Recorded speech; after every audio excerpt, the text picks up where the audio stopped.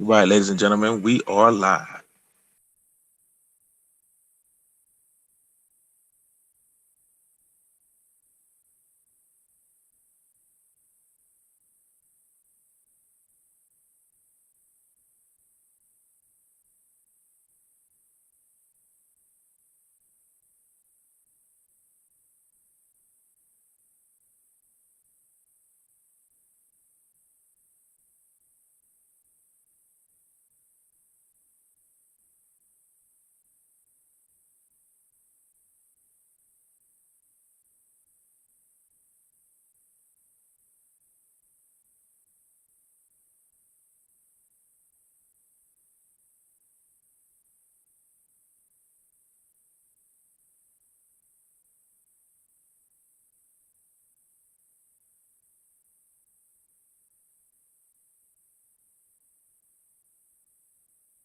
I hope that I'm coming through clearly. I apologize for the technical difficulties. We finally figured things out.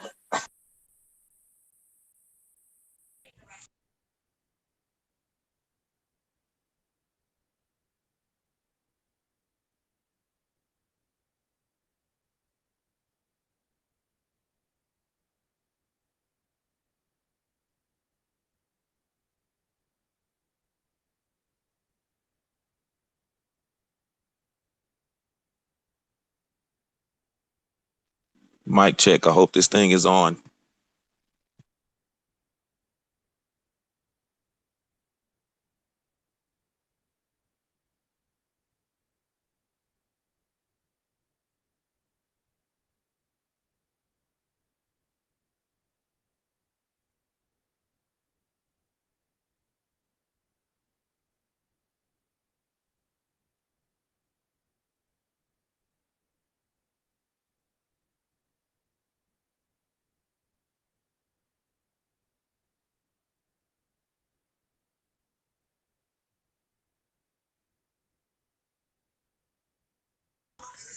If anyone in the chat can hear the sounds, let's get some ones up. Mic check 1 2 1 2. We checking the sound real quick.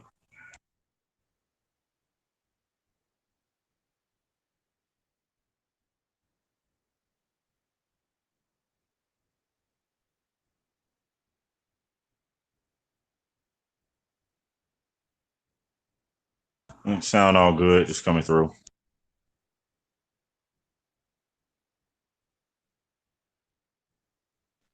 I was trying to be lazy and not reboot. We were experiencing a thunderstorm here, and the lights flickered and everything went crazy. So I appreciate everyone that's here on the panel. Let me make sure I get everyone. I know some had come in and they dropped off and came back in, and I know I'm in here probably about 20, 30 times.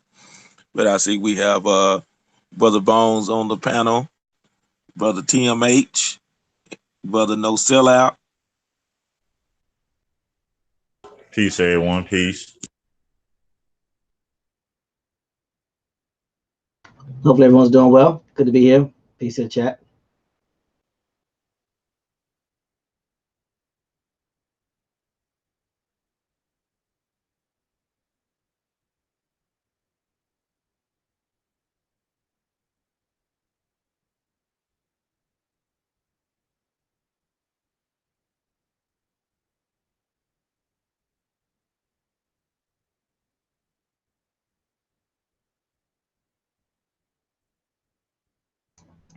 You may need to kick no sellout out because he can't get back in. Okay, never mind. All right, I think we got him. As most of you all can tell by the title, it stopped the lies. There's been a lot of lies going on and a lot of things that have been, I guess, mishandled and misappropriated here, especially the last few months. And I won't bore anyone with the details that have gone on behind the scenes. I'll just bring up the things that have been made public, and I will also be sharing the link. So those that wish to join the panel and give their input as well, we're going to deal with facts and information. And in the words of Brother TMH and Brother Bones, is we're going to start bringing some receipts. So today I'm going to bring receipts. I'm going to yield the mic for just a moment, and I'll be right back.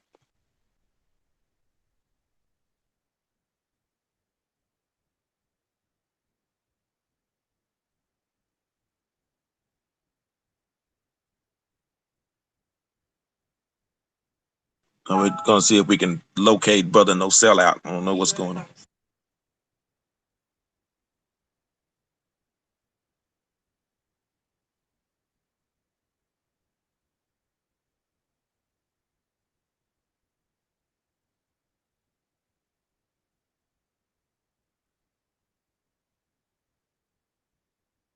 Yeah, because I didn't want to take off without him. But peace to everyone in the chat. I see David Corey, Indigenous Intelligence, in here, and I know there are a few others that are probably afraid to speak because they're probably wondering what I'm going to say this evening. But that's okay. That's all right. You can join on a little bit later. And Golden Bad Moon Rising, I see you in the chat. Thank you for tuning in. It's just trying to put some heads to bed.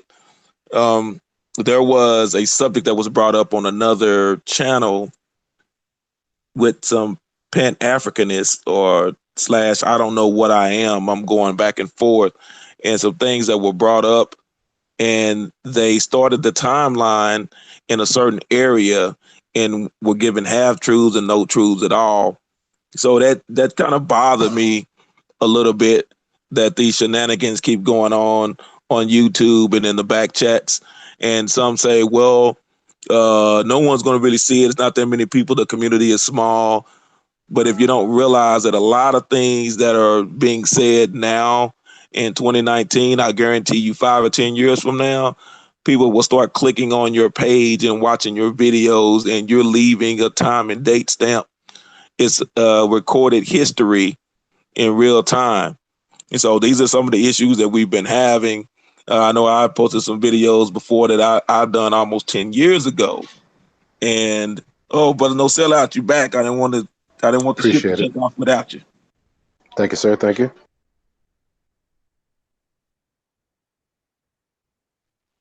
So we're just here to, as I was mentioning, trying to dispel some of these myths that are going on some of these other channels. And this is no shot to any of those, the host of those channels, the panelists, or anyone that is trying to get the information out. But what seems to be happening is you have a lot of those that have decided, hey, I'm going to twist the truth. I'm not going to tell the whole truth. I'm telling untruths and flat out lies. So now it is time to stop the lies. Lie number one, again, I cannot stress this enough. I personally don't care if you want to be West African, then you be West African. Now, with that being said, by the same standard and the same criteria that you're holding me to prove that I am an Indian, you should be able to do the same. If we're able to narrow down who we are through our genealogy to the tribe that we belong to, then you should be able to tell us what house you belong to in West Africa. And 10 times out of 10, these individuals that are saying that we are not Indians can't tell you what house they're from. They're going based upon 23andMe and making a statement, or the Ancestry DNA, and talking about who they are based upon what they received from 23andMe. So you belong to all these different countries, all your people, all these different countries, and all of them have been brought up here from all these different countries. Well, here's the lie or myth that we're going to dispel. Number one, please show me. Don't give me something out of New York where everybody's blending in New York. Don't give me something out of New York. Give me something in the mainland. When I'm talking about the mainland, I'm talking about inner. I'm not talking about along the Atlantic coast. I'm talking about, give me some central Georgia, central Alabama, central Mississippi. Give me some Tennessee. Give me some Arkansas. Give me some Kansas. Give me some Texas. Give me any proof linguistically that any of these languages tie back to West African peoples. And I'll wait, because I know there are some that are listening that are not actually typing in the chat, and that's okay. I know that you are listening. I know that you are tuning in. So that's charge number one. That's one lie that needs to stop. Lie number two is they say that our people over here in the Americas did not sell the waters. Now, I'm going to dispel that myth and I'm going to flat out just get rid of that lie.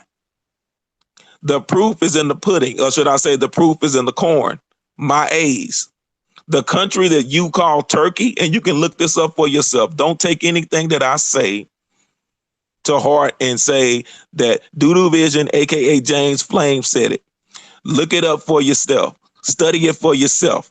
The country that's called Turkey today is named Turkey because the Issa tribe, or Issa tribe, same people that narrowed down today known as Catawba Suponi, sailed the waters and brought with them turkey and what they call Turkish wheat, which is AKA corn maize. Now, we're going to dispel myth number two about Egypt and all the things that Egypt and all the greatness. And I'm not saying that Egypt wasn't great, but when it comes to the Americas, that's a whole different ball game. This same wheat or grain of wheat grain, was stored in these Egyptian storehouses. Egypt, which includes Canaan and all of that territory getting into Samaria, experienced a famine. Show me anywhere in the Americas, where there was a famine prior to the late 1920s up to into the 1930s, dealing with the Dust Bowl. That is because the colonizers came to the land, the area known as Iowa, Kansas, Oklahoma, Nebraska, and didn't know the landscape and caused the Great Dust Bowl. But that still did not impact us in the Americas. When again, America fed the whole world. Look it up for yourself.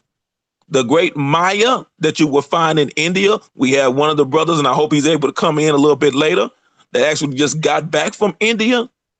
When you look at her holding up a piece of vegetation, no, brothers and sisters, ladies and gentlemen, that is not a carrot.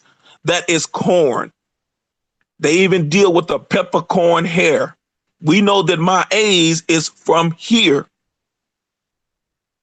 We were selling the seeds, delivering it over there. And you say, okay, all right, Doodoo Vision, aka James Flames, what are you talking about? Give me some more evidence. It's just you talking against them talking. Look at the Issa Kina plates. Look up Issa Kina plates that you will find in dealing with the Minoans that they call the Bronze Age. The Minoans were not Europeans, pure Europeans. They were a mixture. They were melanated. And no, brothers and sisters, they were not African. The Minoans were not African. The Minoans were a mixture of the Issa that were all throughout Europe that left the Americas and was selling the seas. Yes, I'm gonna put some links. What I'm gonna do is I'm gonna open up Brother David Corey. I'm gonna open up a back chat because I'm here on multiple devices, and like I say, due to the storm, I didn't get to reboot my laptop, but I'm here on my laptop and I'm also here on my phone. So I'm gonna open up a back chat, and I'm gonna after the live stream, and I'm gonna drop all of these links. So I don't want you to believe what I'm saying. I want you to be able to get it for yourself. The Issa Kina plates.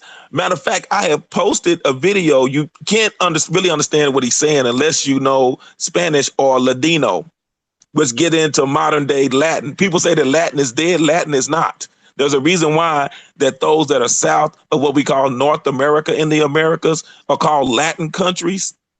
It's because they already spoke Ladino or a form of Paleo Hebrew. So the gentleman that is speaking about the Issaquena place that I put on there with the news station, that he's in Greece, but what he is describing is he's found the history and the story behind those Issaquena plates in Mexico, because they were the ones telling the story. It's the Issa. Look closely at those plates and you will see what is being done. That it is the cat people or the lion people that are fighting the Lesbos. But that's another lesson for another time. And you'll find out what was going on in that area when they were fighting the Lesbos. There you go, brother Indigenous Intelligence. It is, again, getting back, or sister, I apologize. It's getting back again to Atitlan, Atlantis. Now, the Greeks talked about before that they were in search of Atlantis. Atlantis could not have been in the Mediterranean because those islands are still there. But you do know that the Minoans mysteriously disappeared. They came back to the Americas. The Lesbos are in Mediterranean, Brother David Corey. They're in the Mediterranean. And you will find this on the Issaquena plates on the battles that took place. And that these Minoans, which were a mixture of the Nordic people, and we're going to talk about them, the AKA the Dutch, AKA the Germans, AKA the Austrians, AKA the Belgians, AKA the Nordic people, but you know them better, or you should know them as the Acadians. They are currently called Cajuns in the United States today. But I want to go back again, and I want to get on these Minoans in the Isle of Lesbo. These are not, I repeat, they are not Africans. Because if you study the Greeks, they were writing about the Sea of Kronos, the Sea of Time. The people in the Americas were the timekeepers. No one was more detailed when it came to keeping time, keeping the calendar, than those that were here in the Americas. There was no sea that is separating the Isle of Crete from Greece. So what are these people talking about? They're not talking about Atlantis being in the Mediterranean. They're talking about a far away land. Now, the Greeks went into the tip of Africa and established Alexandria, but they went in to talk to the Coptic priests, the elders. They weren't talking to the common everyday people in Greece. They were talking to the Coptic priests. The Coptic priests knew where Atlantis was because the Greeks were in search of Atlantis. Notice that when you read about Atlantis and how great it is and it being a paradise, no Greek wrote anything about Africa being Atlantis. If I'm wrong, show me that I'm wrong. Prove me that I'm wrong. So if the Greeks were in search of Atlantis and they went into Africa and they never called Africa Atlantis, then is it not safe to say that Africa is not Atlantis, is not the paradise that the Greeks were searching for? So where could it be? Since the Greeks were talking to the Coptics, or the / Ethiopians / the Egyptians, where you get the word Coptic from. Let's see where the Egyptians say that they came from. Whoa. Let's see where the Egyptians say that they came from. The Egyptians say that they came from the land of Put, or the land of Punt.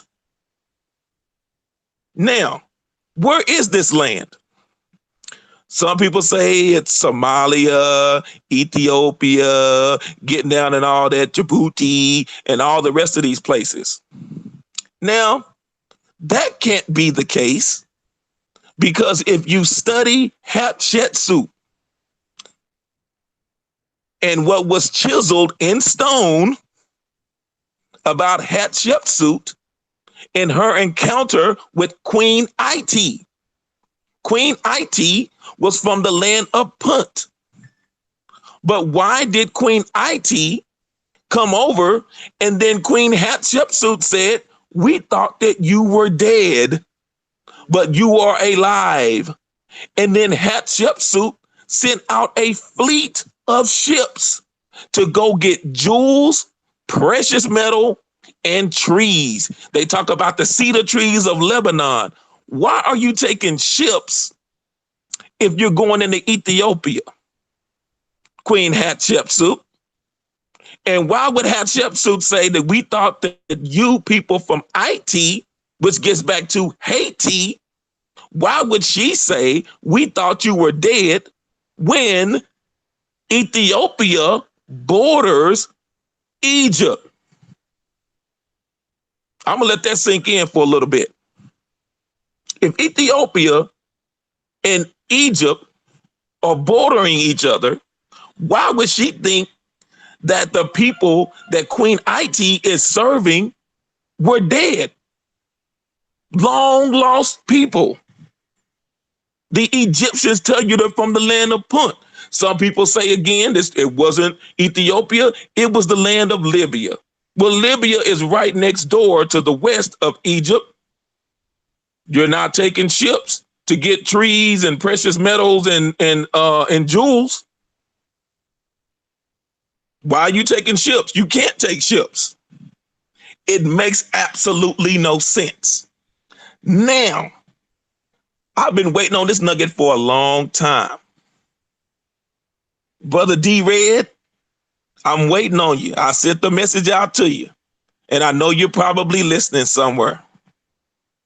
You and I had a discussion about corn, maize, a while ago, and it led to another individual doing a whole series on corn, aka maize, because that individual was in the back chat when we were having these discussions. Now, I'm going to let you in on a little health secret. When D-Red says, shout out to D-Red, when D-Red says, hey, in the script, referring to those collections of books that they call the Bible, when it says in the script that they were eating wheat, they were eating raw wheat. Now, I'm going to break down something dealing with my medical background that someone tried to say it doesn't matter, but it does. Having a medical background does give me some little bit of validity. I double dog dare anyone get a couple of pounds of wheat and eat it and let me know what happens to you. I'll give you $1 million. Too bad you won't live to collect. You cannot eat raw wheat. I repeat, you cannot eat raw wheat. It is poisonous. But you can eat raw corn, maize. Again, the land of Turkey, and they call what the grain that they were using, that they would also eat, and what they would use to fatten up the turkeys, they would call it Turkish wheat, which we come to find out that is maize, aka corn. Now, let's go back to Egypt and dealing with their famine that they've had, which included the land of Canaan. So I'm going to get rid of all these myths about Rock Nation, about we are the rise of the Canaanites. I'm going to dispel that myth too. I'm going to do that tonight, and y'all be more than happy to come on board if you want to. We can have this discussion. Now, in the script, in the collection of the books that they call the Bible, in Genesis 41, since you're saying that you're a Canaanite and you say you don't have anything to do with the Bible, you don't have anything to do with the script, but yet you're using a biblical term to define who you are. So let's use your book of foundations. In Genesis 41, it talks about Joseph, and it talks about them and during the time of feast, 7 years of feast, 7 years of famine. And it says during the 7 years of feast that he was storing up grain to be placed into the storehouses for the 7 years of famine. Now you can look this up for yourself. Wheat wheat grain only has a shelf life or a storage life of 6 to 8 months. Well. But grains of corn have a storage life to 8 years. And in some cases, it could be up to 20 to 30 years. So in your script, it said that Joseph, he wasn't giving away the grain in the storehouse. It says he was selling it. He was selling it. Grains of wheat will not last any more than 6 to 8 months. In your script, in that script, in Genesis 41, it says they were storing grain for the 7 years of famine. So they didn't wait till the famine started to start storing it up. They were storing it during the times of feasting. So it was more than 7 years. Corn, again, has a shelf life, a minimum of 8 years and up to 30 years. That's using your foundation, Rock Nation, Axel Foley, aka Lex Vortex. You know, we go back since the days of red light, green light. But that's why you make those challenges to those groups that don't know and haven't done the research, haven't sat with the elders, so you can go in and slam them. And I know you're probably going to go live in a day or two, or maybe even tonight. But, you know, you and I have had some detailed conversations that I have done some intellectual sparring. And you know that what I'm talking about is to be the truth. That's why you're running. And I'm going to put it out there. And there's some others that are running. So you can't keep running away. Foresight. You can't keep running away. The truth is going to come out. We're going to stop the lies. But I understand that it is back and forth. Pity pat. That one day you're going to have the $5 Indians and $2 Abos say we on top. And then here come the Pan-Africanists again. Oh, yeah, it was us. It was us. So please explain to me from the best records that you can support that only 400,000 so-called West Africans came over here and blended in with millions of Indians. So explain to me how 400,000 turns millions into West Africans. So please explain that to me, because I really want to know how that goes. But you talking about, oh, this group got amalgamated with this group, and this in the B1A1 and connected to the C1 and the C4 and the C4 and the D4 went into that. You sank my battleship. You coming with all that, but then you can't explain to me how at a maximum 400,000 West Africans came, but yet you're dealing with these people that say, we're all African now. That's not logical. That's not logical. That makes no cotton picking sense. I know I'm going all over the map when it comes to history. I'm just hitting some points. So if y'all really want to have this discussion, we can start having this discussion and we can walk through the timeline of history. Again, the Issaquena plates will lead you back to Mexico, Mesoamerica, the Yucatan. That's one. So do some research. No one outside of A2 has been talking about the Issaquena plates. I double dog dare anybody to sit here and say that they have. They haven't. Because they're not even talking about the Issa and the boats. Because if you look at the Vikings, which is the way that the Issa went, that's why you'll hear some of the stories about Thor and Loki and all the rest of that you'll find these same stories, different names in Mesoamerica. You will find it over there, same one in Mesoamerica, because again, follow the trail of the corn, follow the golden age, and follow the bronze age. Because these plates, all this interaction is chiseled in copper. Now, here's what was going on. In Detroit area, known as Detroit today, you had what was called the copper mines. The copper was sent down the Mississippi into what we call Poverty Point. Poverty Point, they were melted down, whether in the different jewels and trinkets, and they also melted them down into flat plates. And this is how the Catawba Supponi or the Isa were able to transport it, and they were sending corn and turkey. You talking about all these slaves that were shipped over here from Europe. How did they eat? What did they eat? Because even to this day down south, and everybody thinks that it's just dealing with Mexicans, but we talk about that another time. Corn tortillas, still do it today. You can eat corn tortillas. You put some beans in it, it's gonna fill you up. Hot water cornbread, cornmeal. What do you think? You're dealing with cornmeal. Eat it in the form of cereal. This is how they were eating. So please tell me, Pan-Africanists, how are Europeans shipping all these Africans over here and they barely had enough to eat and was suffering from scurvy? I wonder how that works.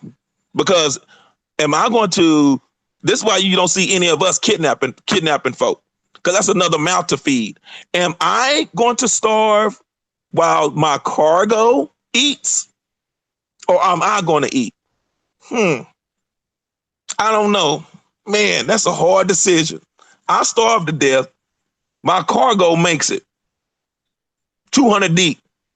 So what did they eat? What did they drink? How did they survive? Somebody please tell me. But we have all types of documentation showing that, hey, they were kidnapping Indians from this land. Brother Copper Indio, who's not here with us at the moment, but he already has documentation showing that they were talking about the Indians that were in the area of Illinois, getting back to Cahokia, and we're going to touch on that a little bit too, all in that area, how they were shipping them to the West Indies, how they were taking those from Florida and shipping them into different areas up into Canada, how they were taking others from the West Indies and shipping them into South America and Central America, Mesoamerica. So we know that was going on. It's too much proof to show that was happening.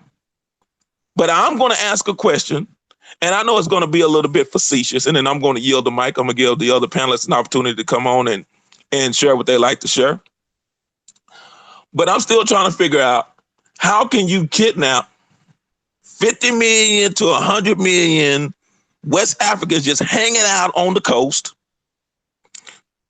and then all of a sudden you get over here and get smart and get inventive, and then you want to fight? Why wouldn't you fight on your homeland? Why would you wait to come to the Americas and so-called rebel? Why would you not rebel on the West Coast? You just hanging out. You're like, oh, my cousin, Pookie, they put him on a boat. It's been about 6 months and he hadn't come back. So let me just sit here and chill and wait for him. How dumb does that sound? Again, show me. I'm going to ask another question. Show me the Olmec heads in West Africa. I'm going to wait on that one, but I'm not going to hold my breath.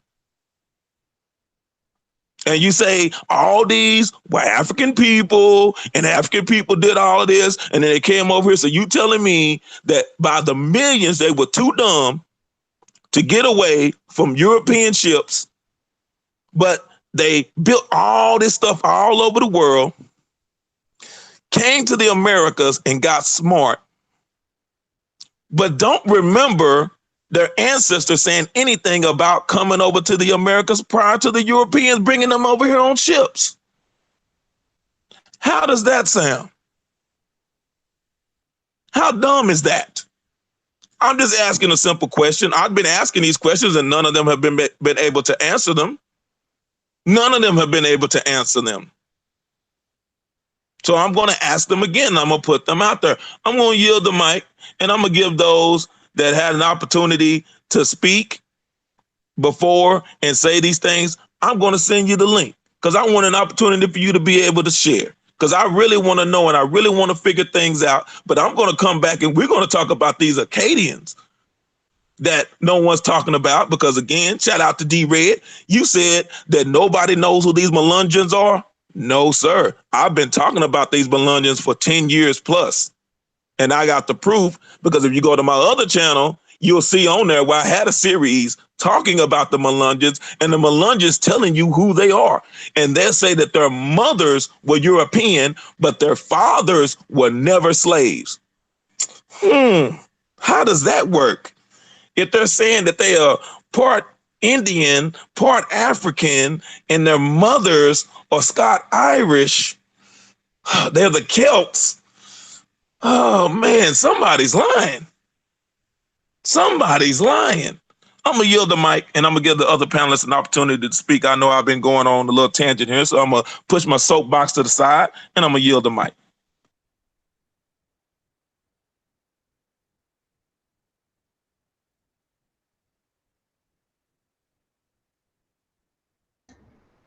I guess I'll go first. Peace to the chat. Hope everyone's doing well. Happy Father's Day to all the fathers out there. Hopefully everyone's having a great day. Everything that James has spoken of, he produces the receipts. We've been talking about this now with him for months now, and he's been providing the factual information. You'll also have the links to. Again, I vouch for James. We've conversed numerous times offline, and what he's speaking, he can prove, and he has the facts. That's all I got to say about that. I'm gonna leave it alone and let somebody else speak.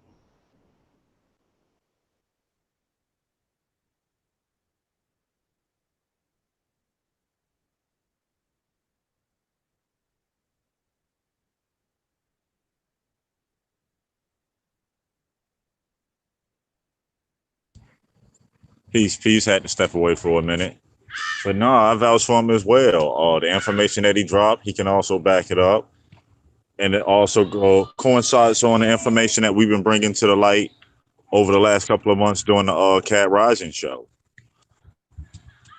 There's a lot of questions that need to be answered. And in the time of speculation and just throwing out rumors and things that sound good for clickbait, we need to be aware of that. These questions need to be answered. If people can't show you proof, why are you still listening? I mean, that's all I got to say right now on that.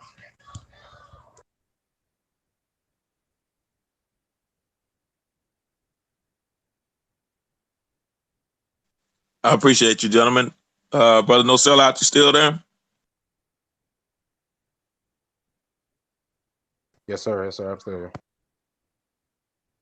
I don't know if you had anything you wanted to add or you like to share. Just tuning in right now. Just tuning in. Yeah, if y'all don't know that Brother No Sellout, he's like Little Boy Blue.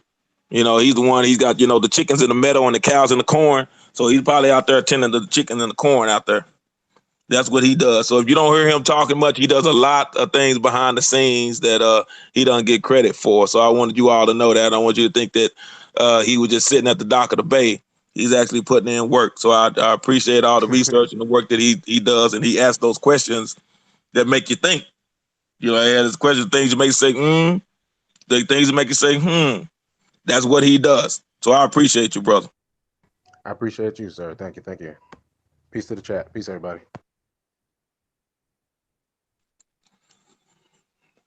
But what I wanted to kind of touch on again, and we've been doing this on A2 on the Grand Rising show, and kind of mentioning the French. There are two different groups of French. You have the Southern French, which blended in with the Indians that would know as Creole today along the Gulf Coast, specifically in Louisiana, in the Boot, New Orleans area. And then you have the Cajuns that have the background of being French. And you would think, well, oh, they're all the same people. No, they are not. Two different groups of people. Your Cajuns were known as Acadians. So your Acadians are the ones that were residing in Canada and along the Arctic Circle. These are your Vikings. See, we don't hear about that in school. We hear about Eric the Red and Leif Erikson, and that's about it. Vikings came over here to the Americas because they took the same path that the Isa took. And they came back and settled in Canada. And you can talk to any Cajun and they will tell you. These so-called Vikings are also, I said again, are the same wooden shoe wearing Dutch. So when you hear all of these Pan-Africanists talking about, oh, it was the Dutch slave trade, and it was the Dutch that was doing this and the Dutch that was doing that. That's because the Dutch were already here in the form of the Acadians. So those Northern French, your Germans, your Vikings, your Belgians, your Polish, your Austrians, all of these are the same people. They're the same people. They were already here. Because remember, New England was called Newfoundland or New Finland before the British got here. You must study the French and Indian War. But let me go back again to the Vikings. If you take the opportunity to go to Chichen Itza in Mesoamerica, if you go down into Guatemala, down into Belize, and you go into the temples, and you will see on the walls for the whole world that the Vikings came here and went as far south as into Mesoamerica. And the Mayans ran them back up the Mississippi and out. They put them back on ships and ran them out. Some of them stayed. Now, I'm going to blow your mind, and I'll put this map in the back chat, that what we know as Canada today, the Acadians, their landmass came all the way down to Kentucky. So all of the Ohio Valley, all of that area and along the Mississippi, those were your Acadians, your Cajuns. And they lost during the French and Indian War. And we were fighting them during the French and Indian War. And I can prove it because I've already done it before, that some of my ancestors were fighting during the French and Indian War under the Connecticut militia. Before the United States was the United States, before the colonies were even the colonies. So people keep talking about documentation. Oh, put me the documentation. I've already put it out there. And the gentlemen that are challenging the documentation, they've already seen my documentation. So why would the Connecticut Historical Society lie and have my ancestor in their militia listed as an Indian? And then there's one brother who's doing a series now out of the book that I shared with him that shows my great granddad 5 times removed, listed as an Indian chief, and that he was murdered in Mississippi as a Choctaw chief. So why would these journalists lie and have my people listed as Indian in the 1800s? And in the 1700s. Someone help me out, because I really want to know. And I can go back even further and show you the records of the christening and the baptisms from the Catholic Church down in Mexico. I have microfiche copies of those. When they scan them in, I have those showing my people that were christened and baptized in Mexico. So I'm waiting for those that have challenged me and have challenged me over the years. Show your documentation to show anything. Show me the ship's log of your people. And I'm not talking about because your granddaddy came over to the Americas in 1952. No. Then you are African. And I'm not going, I don't have no doubt you are African. So why is it that when it comes to so many details about, you know this and you know where you're from, but all of a sudden, no one can show any proof, any ship's log of your people being shoved into a boat, there is no bill of sale once they get over here. What plantation were they sold to? Where's your paper trail? That's what we're trying to figure out. And then you turn around as saying that you're West African, but you're talking about you're from Egypt. And we know that Egyptians and West Africans are not related. So who are you? Where did you come from? Or better yet, who sent you? Those are the questions that we have to ask. But let's go back to these Acadians, these AKA Cajuns. And when you start reading what is taking place, that it was a blend of these Indians that were already here, some of the Blackamoors from Europe that came over here as free men. They were indentured servants. They worked their 7 years. They got their land. An indentured servant is not a slave. A slave is dealing with for perpetuity. That means forever. These were indentured servants because you had to pay off the debt for the voyage to come over here. You talk to any Melungeon, you know them, even know them as hillbillies. Talk to any of these hillbillies, AKA Melungeons, and they will tell you, my people were from my mother's side, my mother from here, but the men, they were Indian and they were so-called African, but they were free. They say our people were never enslaved. Our fathers were never enslaved. So now you're going to have to explain that. How could all these people say that their fathers are melanated people, but they were never enslaved? So where are all these slaves coming from? West Africans.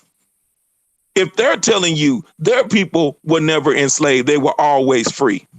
So now you have to figure that out. So if anyone thinks that I'm making it up, go to my channel, Ashamed to Be Here. Just ashamed, the number 2, the letter B, and here. Ashamed to Be Here. Go to that channel. You will see almost 10 years ago, I was talking about the Melungeons and who they were.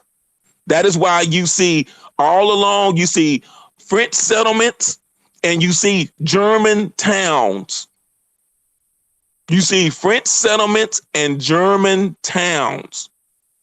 Now, let's go back a little bit again, because we dealing with that. What separated these hillbillies from the colonies, and again, it wasn't even 13 colonies, although they say there were 13 colonies, they were not, is the Appalachian Mountains. Study President Thomas Jefferson before he became president, because he was known as a great finder of truth. He was this great historian. He dealt with all the archaeology. That was what he was known for. And he said, hey, the Appalachian Mountains are a natural barrier to separate us from them. Now, if you get an opportunity, Google the Appalachian Mountains and then look at the maps. These so-called colonizers were stuck along the coastal waters. They were not going through Appalachia at all. So all these dates when they're talking about, oh, this became a state in this and this became a state in that, because I believe that it says Tennessee became a state. Was it 1796? Don't hold me to that. I'm just off the top of my head now. I'm freestyling, but I don't want to tell anyone wrong. But then you start reading about all these treaties, all these battles that are going on, all this stuff. And I believe that the Grand Rising Show just did a show on Friday about a man. I guess he had a mobile home that he just moved in his house from here to there. And he didn't have any slaves moving it. He had to get people to help him move it in the land. Also in that land, did you all know that there is a Negro, they called it Negro sugar camp? Didn't say slave camp. These were Negroes that were growing sugar. And they were selling sugar, because we had this discussion as well in the back chat. Try to eat chocolate without sugar. You're going to upchuck. Try to drink tea without sugar. Europeans became addicted to sugar. What do West Africans know about growing sugar? I'm going to let that sink in, and that's no offense to West Africans, none whatsoever. But what do they know about growing sugar cane?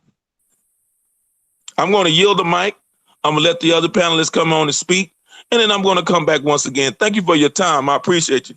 Gentlemen.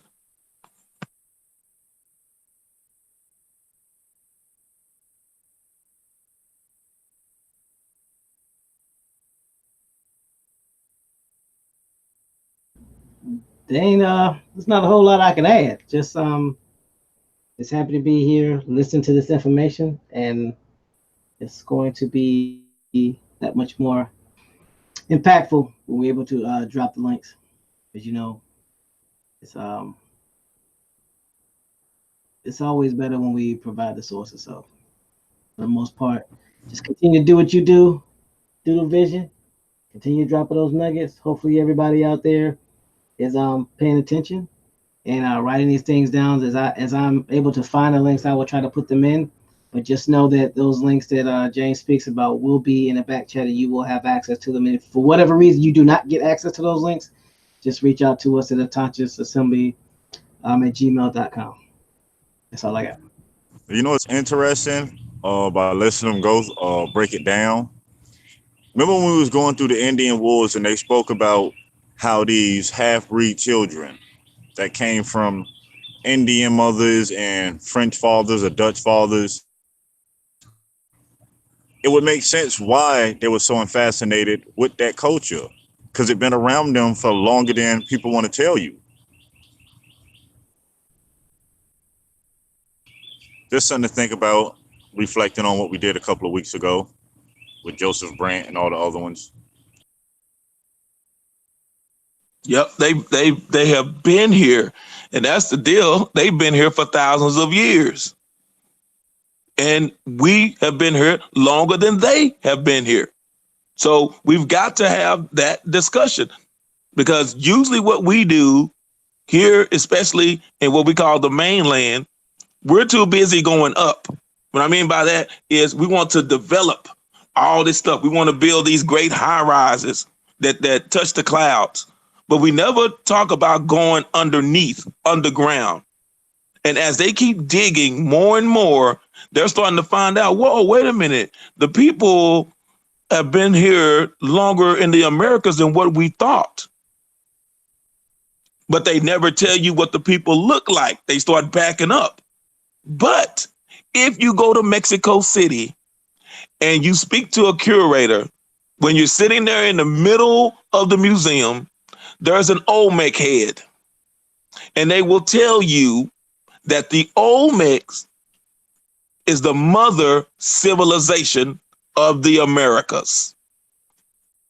They tell you that. We have a problem with that. We say we're West African, but again, why would you go to somebody else's house? And I used this analogy before, and the ladies that are in the chat, you know what I'm talking about. Why would you go to a hairstylist whose hair is jacked up? So why would someone, if they're West Africans, right, and they came over here and chiseled those Olmec heads, why would you go to somebody else's land and soup up their house and your house is looking a mess? I'm just trying to figure that out. Because where are your Olmec heads? What were you practicing on? What were you doing? That's what I want to know. All of a sudden, overnight, you just got, that's what I said. Was there something in the salt water they were drinking? Because they come over here and all of a sudden get smart? When it came to agriculture, when it came to the aqueducts, we don't even want to talk, we ain't even got on the plumbing system yet. I'm still trying to see the fancy plumbing system in West Africa. Where's the plumbing system? When they talk about the waterways that were over here in Mesoamerica, everybody talks about Qatar and being an artificial island, but we never mentioned about Tenochtitlan. Tenochtitlan was an artificial island that was remade because the island that was originally there, or the land mass that was originally there, is underwater. Our people talk about the Great Deluge. They talk about, and it wasn't the Mississippi. People get, oh, the Mississippi flooded, and in Egypt they talk about the Nile flooding. No, there was a global flood, which is why they were finding cities, whole cities underwater. They didn't build them underwater, and these cities have pyramids underwater. So that just lets you know that there was a landmass. Why do you think you have the Bermuda Triangle sinking into the ground? Study, what's his name? Sir, what's his name that on Virgin Record, Virgin Airlines? Y'all help me out. I know you're talking about, I can't remember the name off the top of my head. But the skydiving dude. Yes. That he goes in, he has an underwater series, and they stop short of saying, they're like, oh, we've discovered this and discovered that.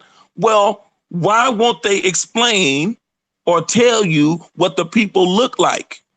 Because once they do that, it blows up the lie of everybody came out of Africa. Again, go to Mexico, talk to those curators, go find out, and they will tell you, don't take my word for it. They will tell you the Olmec civilization is the mother civilization of the Americas. And when you talk to the elders there, they will tell you. That's why I have a clip on my channel, both channels, that tell you when he says, when the Black Jaguar says some cultures came from the other side of the ocean, some cultures were here already, like the Olmec.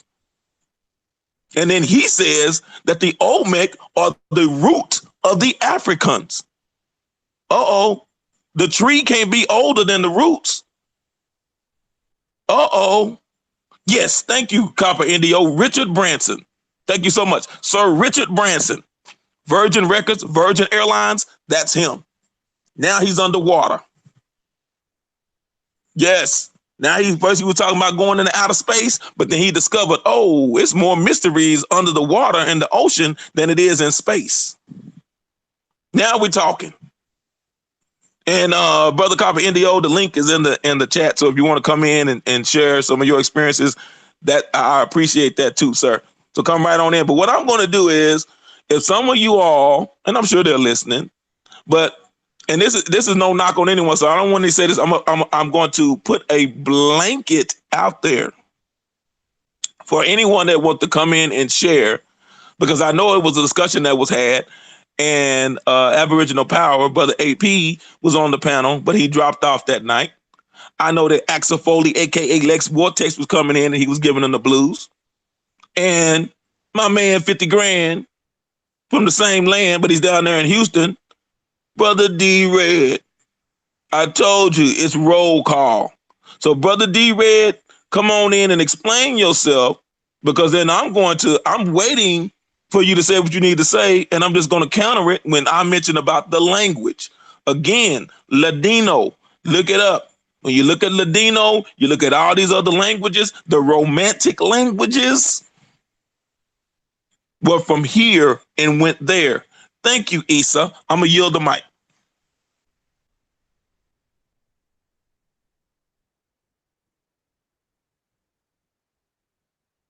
I think we even covered them when we was going through a lot of the Indian wars. Wasn't that the Micmac, where they started forming Ladino from their hieroglyphs? Yes, sir.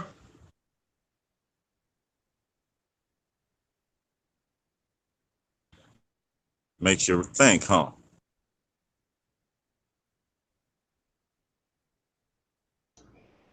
Another thing I find that's important, this is just a thought.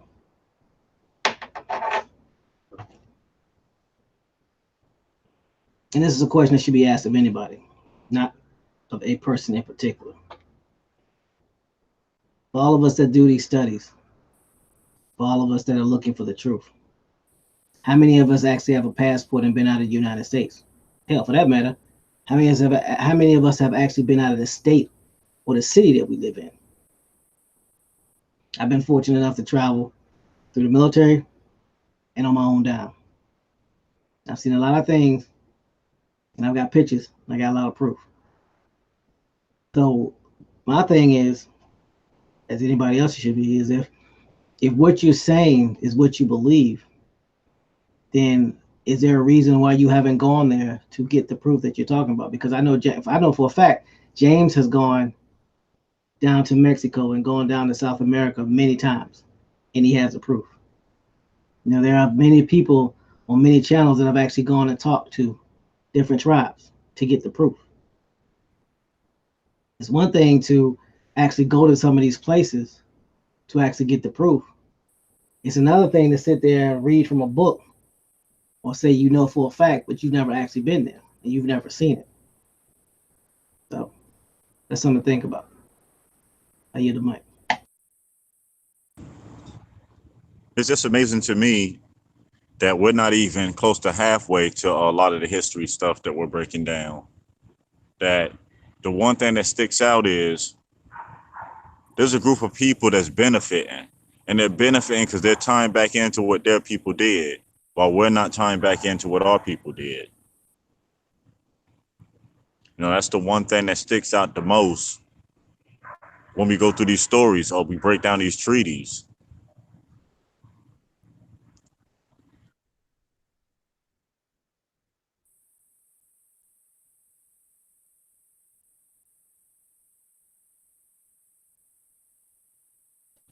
And like how Yeah. TMH was saying, it's kind of weird that somebody wants to tell you about a place that they never been. How could you even listen to that? They love it so much information about it, so passionate about it, but never went to go see it firsthand for themselves.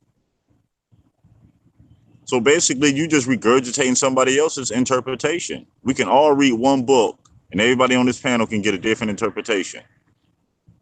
You got your brain and your own senses to think and reason for yourself. It's about time we start using it.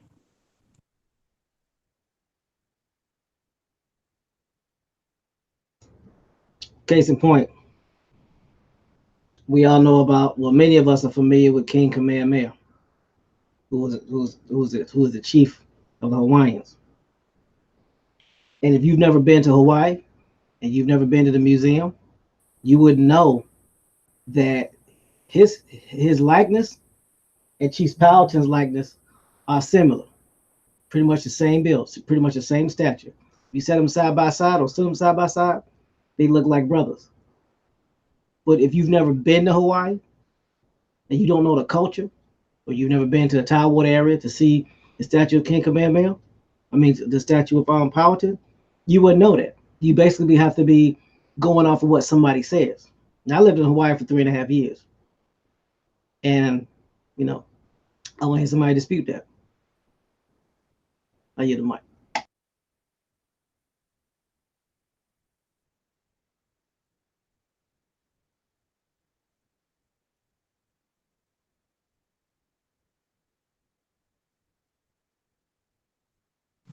think we may be having a guest panelist here shortly. I don't know if he's working through some technical difficulties, but he should be on here. Well, he may be on here shortly. I don't want to give a name out until I know for sure and I have confirmation. So I want to yield the mic for just a moment, and you all let me know. I'll let you all know if whether he's coming in or not.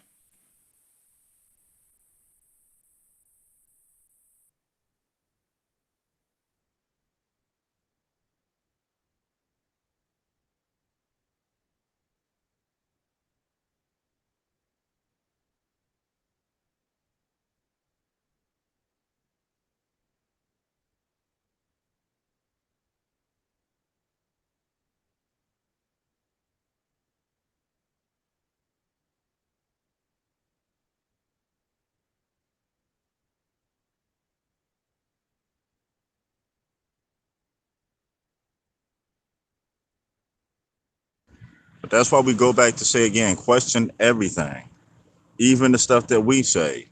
Take the links and stuff and read it for yourself. Follow the breadcrumbs for yourself. So that way you have a better overstanding or understanding, whichever way you like to word it, of the situation.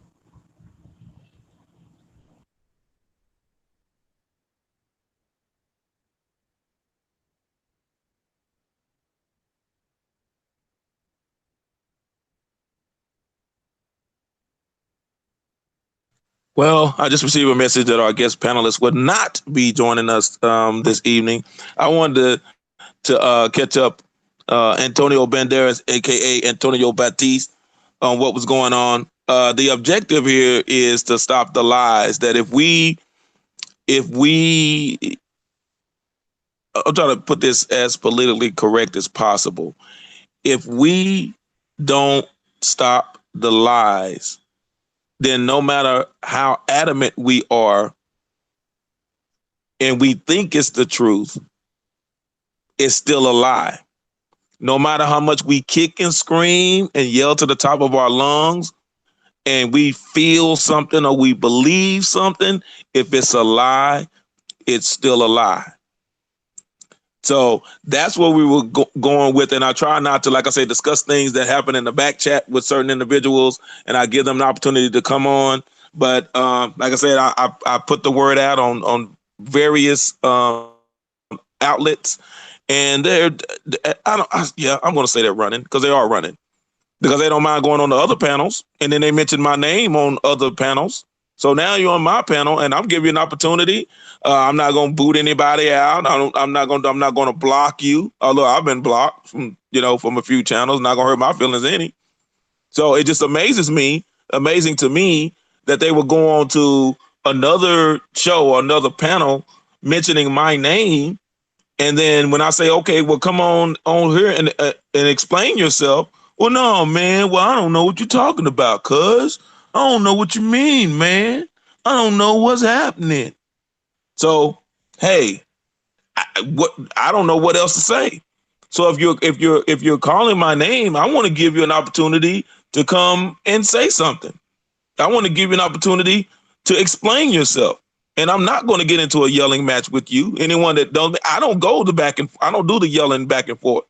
Now, if we're going to have a discussion again, I'm not going to get into my opinion versus anyone else's opinion.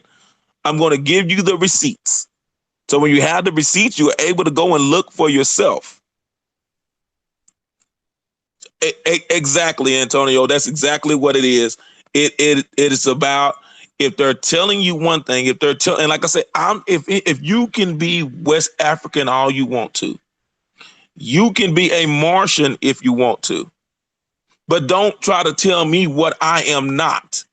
And this is the problem that some individuals are having dealing when you look at these channels, because some people take these channels for what it's worth, the value, and they run with it. And they don't do any research to find out for themselves. And they found out that they've been lied to. And they still try to hold on to the lies. So again, if they talk about all the plantations and all this stuff that was going on, because even remember the scene in the movie Django, when he blew up, what's his name? Don Johnson from Miami Vice. They were in Tennessee. When he whipped off and they found whatever the brothers they were looking for, that was in Tennessee. Well, how was all that going on when all they were doing was in Tennessee? They were just putting stakes in the ground and said, oh, and then Alabama said, oh, you're in Jackson County, you're in Jones County, you in Youngstown County. And then they said, well, all these people belong to me. And the people have never moved. Now, again, this gets back to common sense. You say that you came from the shores of West Africa, the coastal countries of West Africa, by the millions, by the tens of millions. You were too dumb to run into Central Africa, because at that time, Europeans had not gone into Central Africa. So you were too dumb to go into Central Africa. So you stayed there on the West Coast, got kidnapped, enslaved, came over here, stayed enslaved, and then they created the American Colonizational Society for you to go back to Africa, and you don't go. You stay here and get abused, whipped, shot, get your toes cut off, Kunta Kinte, and everything else. But they don't give you the opportunity. You never took the opportunity to take a free voyage back to Africa by the millions. And then you don't bother to go down into Mexico, and you don't bother to go up north into Canada. You stay on the land where you were. Man, that just doesn't sound right. You stand on the land, slave land, where your ancestors were beaten, whipped, chained, hanged, and everything else, you're going to stay on that land and you got a free ticket to go back to Africa and you don't go. Better yet, those that are preaching about West Africa, why aren't you doing your live streams from West Africa? Why are you still here? Help me, because I really want to know. But anyone that would like to join the panel, let me know. If you drop your email, I'll put the link out there. I don't want to hold you all too much longer. We probably go another 20, 25 minutes. But I wanted to share that and get some people to kind of thinking, get, as my grandmother said, get those juices flowing in your brain, get that brainium in your cranium, getting it going and thinking and asking those questions, as we were talking about before, of dealing with the Tennessee area and the Cherokee, and all this is going on. So all you have to do, and we've challenged you all to do this before, simple Google search on how many wars were taking place, not in the Americas total, but in North America. So all of these wars are going on, and you bringing in people by the millions, you bringing in kidnapped Africans by the millions, while all of these wars are going on. Because show me a period of time when what we know as the colonizers over here, or in fact, anywhere all over the world where they have not been in conflict, but especially over here. Please show me where there was a time where they said, you know what, for 10 or 15 years, we just gonna chillax and we're not gonna do anything. Show me. But what you're gonna find is it was a lot of us battling us. As we spoke earlier before we went live, we were discussing the Buffalo Soldiers. Why were the Buffalo Soldiers needed by the U.S. government? And who were the Buffalo Soldiers fighting? Well, now. That was funny. They want you to believe that these were kidnapped African slaves that you beat, whipped, treated harshly, then you turned around and gave them firearms. Really? Because I told you the first thing I'm do, if I was enslaved and you gonna train me and give me a gun, the first thing I'm gonna do is shoot you, massa. So why are you giving me all these weapons and making me a grunt? That's what we call our infantry unit. You making me a grunt. You teaching me to do nothing but kill, but you gonna trust me with these guns. And I'm looking at you, but you were beating on me just a couple of days ago, and now you're gonna give me a gun? No, come on, son. I yield the mic. I think they got weaned off of the beatings. Just take her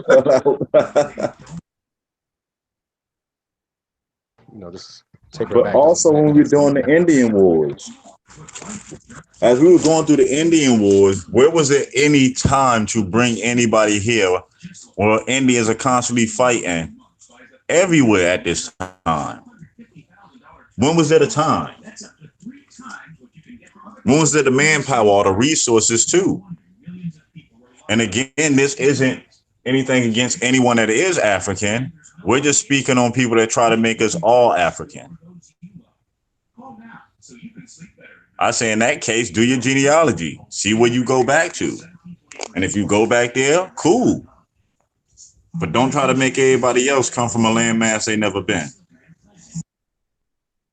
And don't come with this, you got one African in your family that was 8 generations ago and you African. So try that stunt in Europe. You be like, oh, well, my people are from Scotland, so now I'm Scottish. You go over there and try that if you want to. But then flip the script and you have those that have been classified as Caucasian or classified as white, and they will tell you that I'm Cherokee, I'm Choctaw, I'm Chickasaw, I'm Catawba Sioux, I'm Lakota, and no one questions them. See how they mess with your psyche? No one questions them. They automatically, that's all. They are who they are. They are who they are. But study the Buffalo Soldiers and then explain to me how these so-called slaves, they trained them, gave them weapons, didn't kill their masters, but yet they are speaking 5 different dialects of Indian languages. Who taught them? Who taught these Buffalo Soldiers all these languages? See, But these are the things. don't forget, brother, they supposedly forgot their African language and dialect and learned all these American Indian dialects. Supposedly. And had them down so well that they were blending in with all the other tribes. So how are you blending in? If you so-called an African, how are you blending in with these Indian tribes? That's what I'm like. Never mind. Go ahead, brother. No sell out. Go ahead, brother. Gonna say it sounds like a Mel Brooks film. Like you trying to blend in. Like who you blending in with? People that That's some history of the world part 1 type stuff, man. It's like how are you blending in?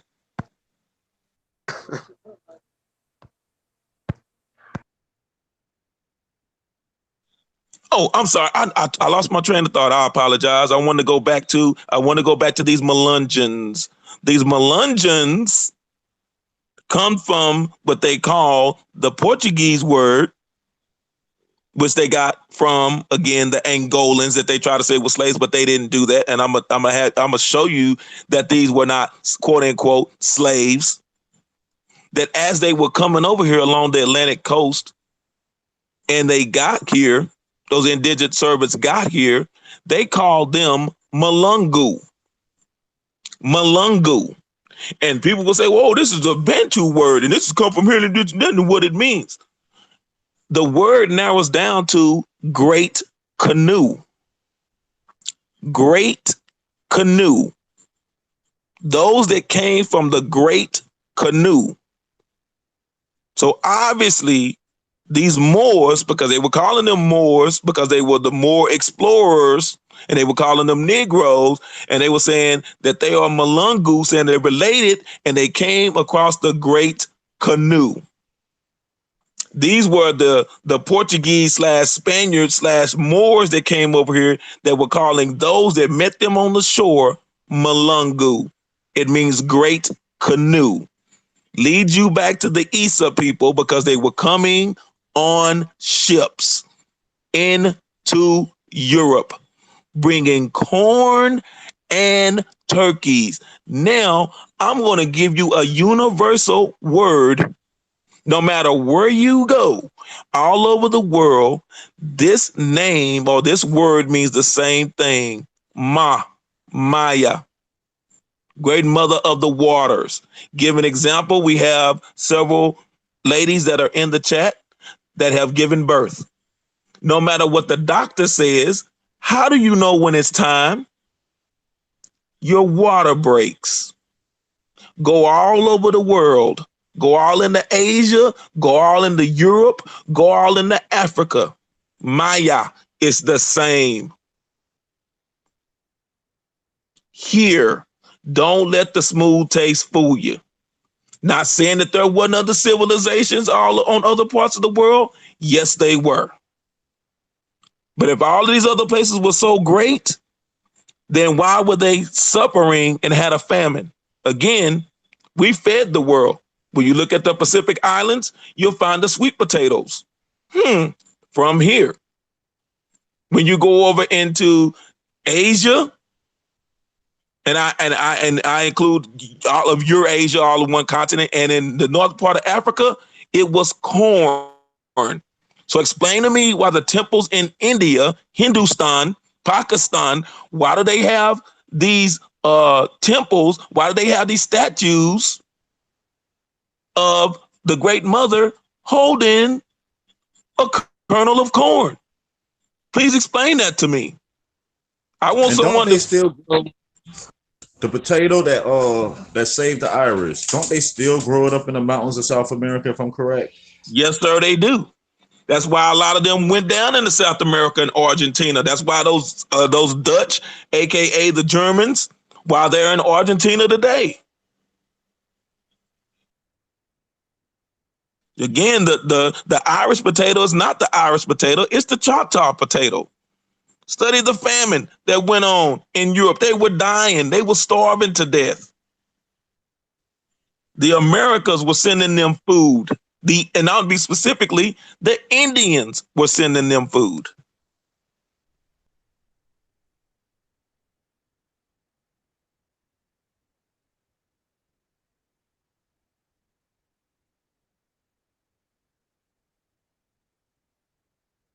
Uh-oh, I don't know if we got kicked off the air on YouTube or not.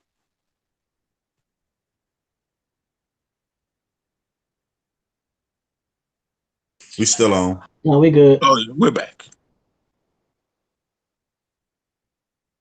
Yeah, because I remember earlier we were speaking about the Dutch, and it's kind of funny how a lot of the plain Indians with their dances match and link right back up to the Dutch dances, or the French, or whatever you want to call them, Swedes, Finnish. Yep. I want someone in the chat. They can do this for me because I don't want them to take my word for it. On YouTube, when you get an opportunity, and they still do this in Mesoamerica, but just look up Dance of the Negrito. Dance of the Negrito. This dance started because it was those people, those Acadians, those Dutch, aka Germans. That's why you find a lot of German towns. You're like, where the Germans all over, and the Germans this and the Germans that, because they've been here. Dance of the Negrito. What it was, they would dress up in blackface, and they still do it today. But they have on their stupid Polish/Dutch garb, and they do the little stupid dance. When you see that dance, and you see these so-called Indians today with their hey, with no rhythm, that is them mimicking us. If you want to find out how we were doing the dances, look at the Sea Walk. Somebody go look at Dub C. I put the video on my channel. Watch Dub C. And if you saw them breaking down and doing that, it was very intimidating for the colonizers. That hey, not doing anything. You are literally just a sitting duck. Then watch them and how they keep no rhythm. How are they going to say they're the people of the drum and have no rhythm? Think about it. Come on, son. I yield the mic. And to tie it into where we are in this day and age, we spoke on it before on the Rising Show. The children of these Arcadians and the different set of people that were here eventually become known as your Native Americans. Your first set of people that was born here that weren't Indian, but didn't have no allegiance to no European crowns or kings or royalty.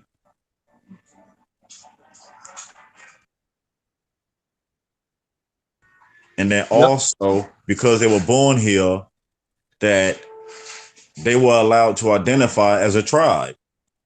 Am I correct? Yes, sir. And it carried on even further when you see that the federal banks started reneging and then double taxing. So you'll find out this is when these so-called states started kicking in, and how, for example, Ohio, the Acadians in Ohio were coming down and said, we're not doing this. So those that were on the east side of the Appalachian Mountains, when they couldn't pay because they were doubling down on the taxes, they broke camp, went across the Appalachian Mountains and decided, hey, I'm blending in with everybody else. Because they were like, we have no ties to England. We have no ties to Great Britain. We owe you nothing. We were born on this land. We are Native Americans. We are the first Americans. And that's not a shot at anybody, but that's what they were calling themselves. They are the first Americans, because Native means where you're from, dealing with this is where I originate. This is the person. I am the first. I am the first. This is the land of my nativity. I'm the first American. And then later on in history, they formed the Know Nothing Party, the Native American Party, that also financed certain political groups on trying to convince us and get the finances to send us back to Africa for the first time. Yes, sir. James Monroe, Libya, capital Monrovia.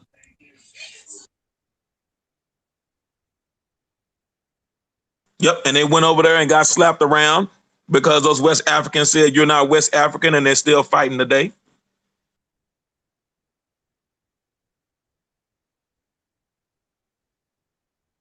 So why wouldn't they have been greeted with open arms? Maybe that's something we need to touch on too in the weeks to come. What really happened in Liberia?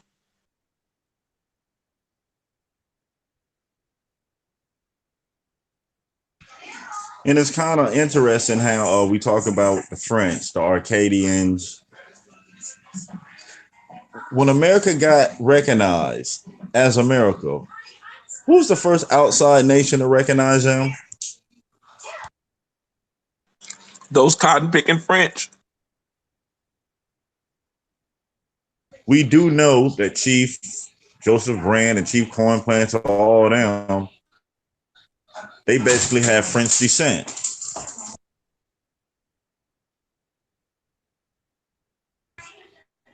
So basically, wouldn't it be more like the French were just helping their Indian allies that were part French because of who their fathers were? Exactly.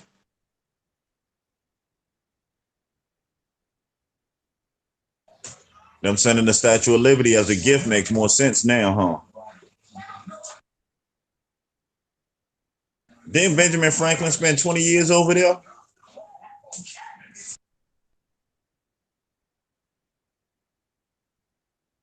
Yes, sir, he did.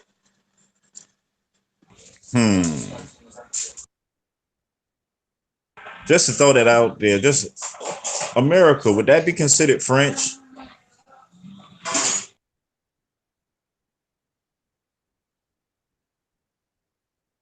Brother Bones, you stepping on toes this evening. I'm just saying.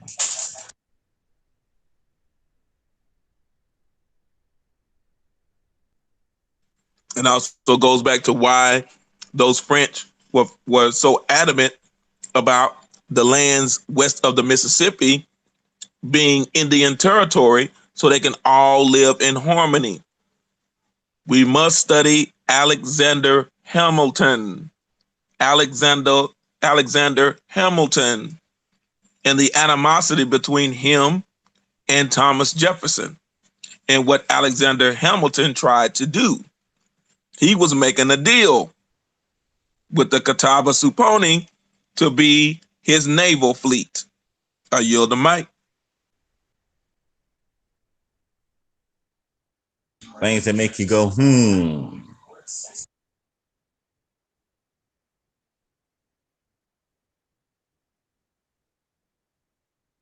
And why Elias Boudinot, and we all talked about his actual name, his birth name, which is not Elias Boudinot, but most people know him as Elias Boudinot, A Star in the West. And I'm still waiting on Axel Foley, aka Lex Vortex, to release the tapes because I was one of the first, if not the first one, to actually mention Elias Boudinot on his old show when he had his Indian hairdress on. I don't know what happened. I don't know if he traded in for dashiki. I don't know what he did. He went to the swap meet and did it. But Elias Boudinot was so adamant about leaving northern Georgia to go west of the Mississippi. Then you'll understand why he was assassinated.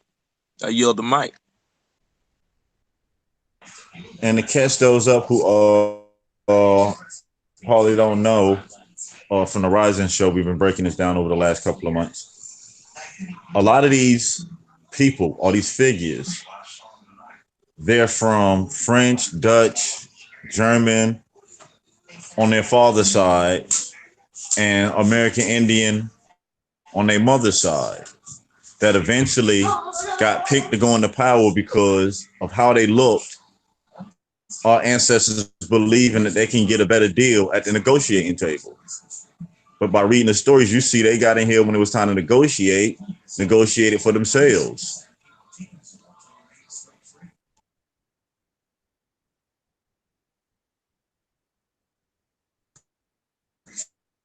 Joseph Brand, very interesting character. No, he to say the least. He everywhere.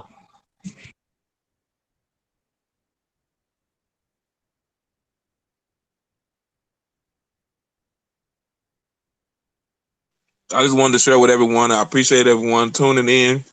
Those in the panel, appreciate those that have come in. Appreciate those that are in the chat that have come in. And for the sake of not holding anyone up, I didn't want to keep this too long because I didn't want to do a 10-hour marathon. Just wanted to touch on a few things and put it out there. But I will let it be known because it was in a public forum.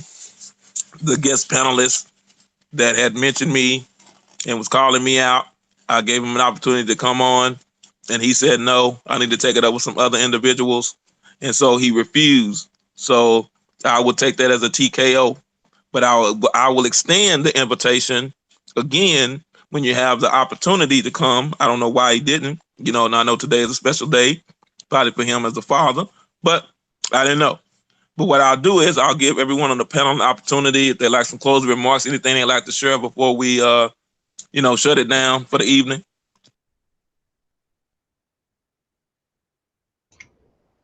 I want to say happy Father's Day again for everybody. Hopefully everybody had a great weekend. We look forward to everybody tuning in tomorrow morning for calling all bloodlines Cab show.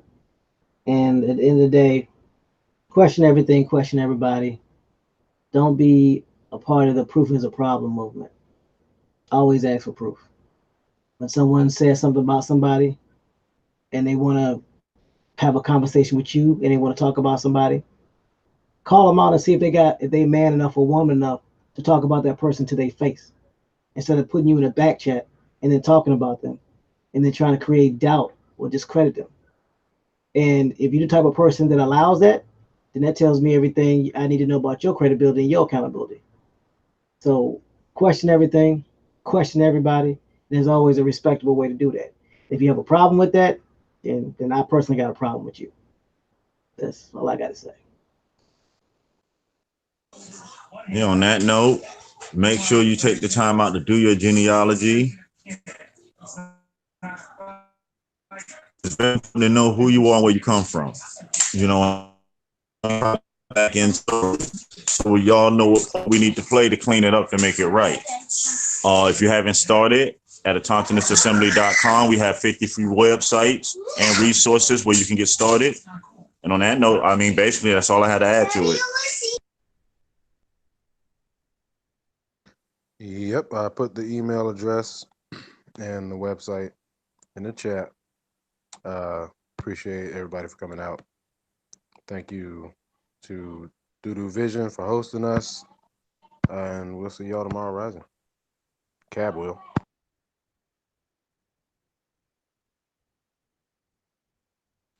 In case y'all didn't know, like I said, you have about 12 hours and we'll be right back at you. I appreciate you, gentlemen, for spending time on the panel.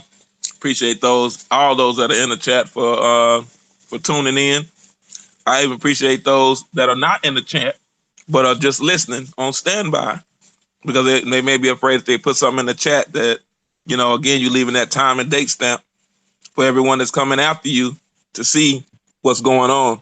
So any information, again, they put in there, please go to AutonomousAssembly.com. And like I said, again, I cannot reiterate free websites to find out who you are.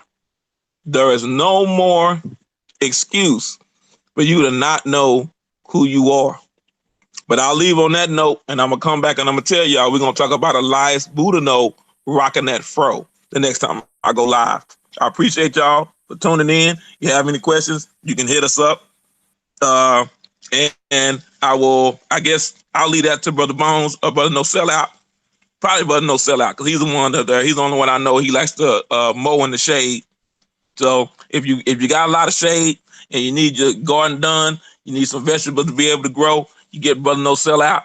We'll get them in the back chat, and we'll open one up. Y'all have any questions and be able to drop those links and see those photos. With that, y'all take care. I'll see you in about 11 hours and 56 minutes. Peace.